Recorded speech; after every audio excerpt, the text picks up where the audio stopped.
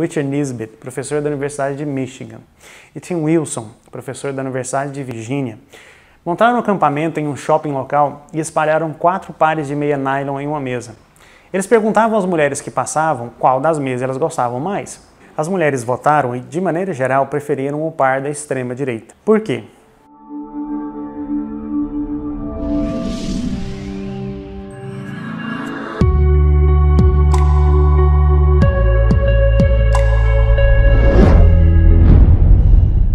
Algumas mulheres disseram que haviam gostado mais do material. Outras disseram que apreciavam mais a textura, a cor. Outras julgaram ter uma qualidade melhor.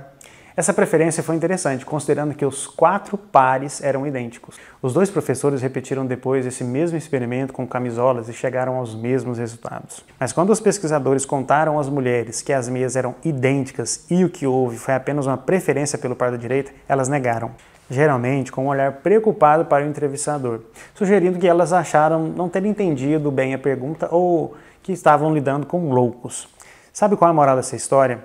A moral da história é que nem sempre sabemos exatamente por que fazemos o que fazemos, escolhemos o que escolhemos ou sentimos o que sentimos. Porém, a obscuridade de nossas motivações reais não nos impede de criar razões que pareçam perfeitamente lógicas para as nossas ações. Em um discurso de abertura da Caltech, em 74, Richard Feynman disse aos pós-graduandos o seguinte: o primeiro princípio é que você não deve se enganar. E você é a pessoa mais fácil de ser enganada. Como vimos até agora, os seres humanos estão divididos por um conflito fundamental. A nossa propensão profundamente estranha de mentir para nós mesmos e para os outros e o desejo de nos considerarmos pessoas boas e honestas.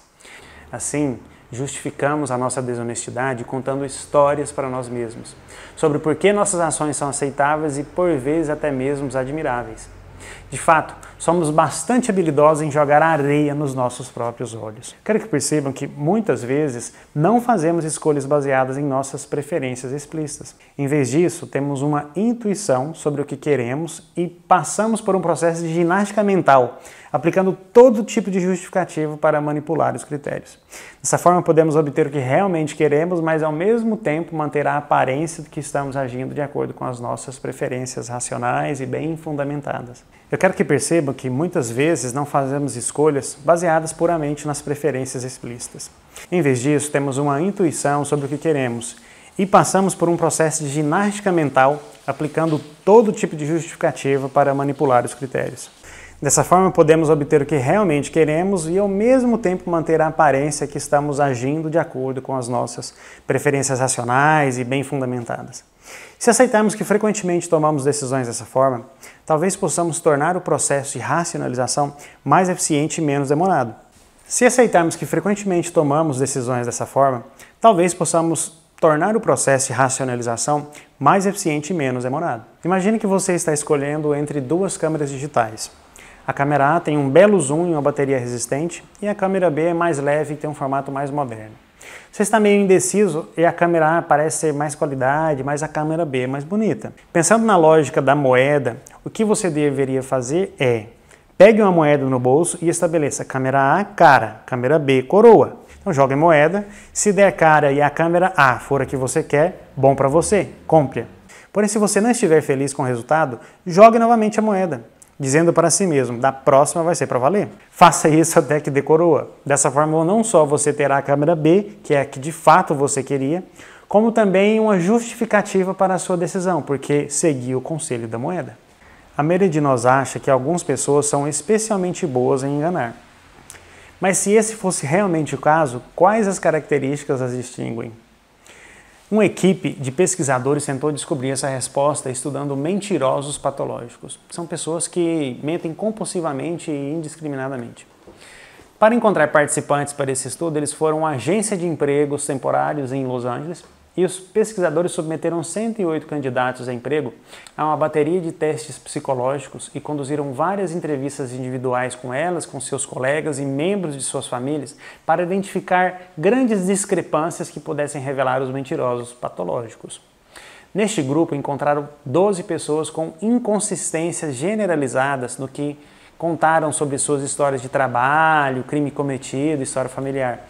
Eles também eram os mesmos indivíduos que com frequência se envolviam em simulações ou fingiam estar doentes para o auxílio-doença. Em seguida, a equipe colocou os 12 participantes e mais outros 21, que eram o grupo controle, em um scanner cerebral.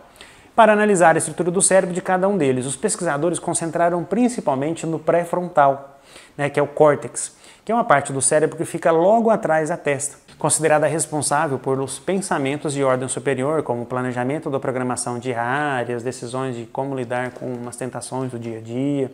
O córtex também é a parte do cérebro que dependemos para os julgamentos morais. Em geral, há 2 tipos de materiais que preenchem o cérebro humano: massa cinzenta e massa branca.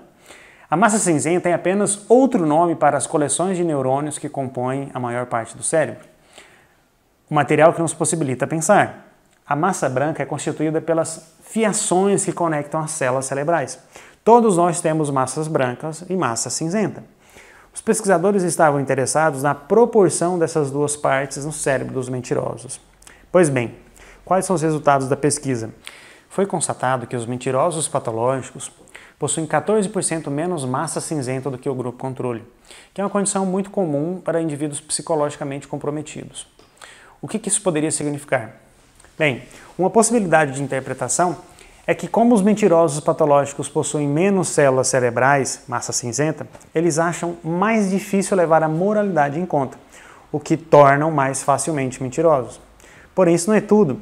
Se os mentirosos têm menos massa cinzenta do que os outros, o que estaria ocupando o cérebro no lugar?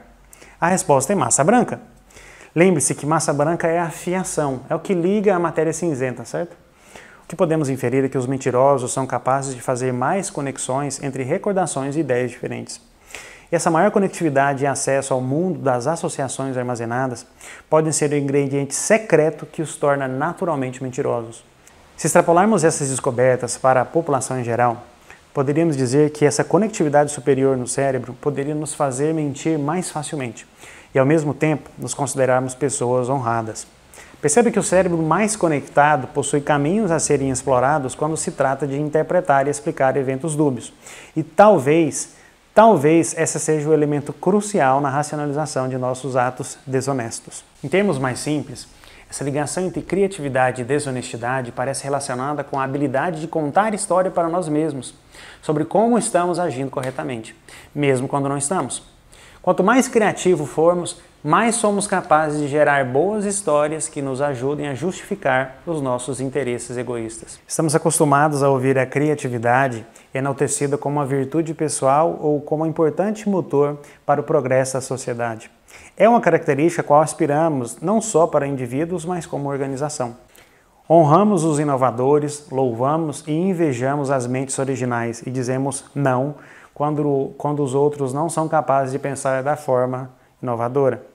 Entretanto, se por um lado a criatividade aumenta a capacidade de resolvermos problemas, abrindo portas para as novas abordagens e soluções, por outro, a criatividade nos permite imaginar novas soluções para problemas difíceis, também nos capacita a desenvolver caminhos originais em torno das regras, enquanto ao mesmo tempo nos permite reinterpretar informações em nossos próprios benefícios. O fato de colocar nossa mente criativa para funcionar nos ajuda a criar uma narrativa que nos permite ter o nosso bolo e gerar histórias que sempre somos os heróis, nunca os vilões.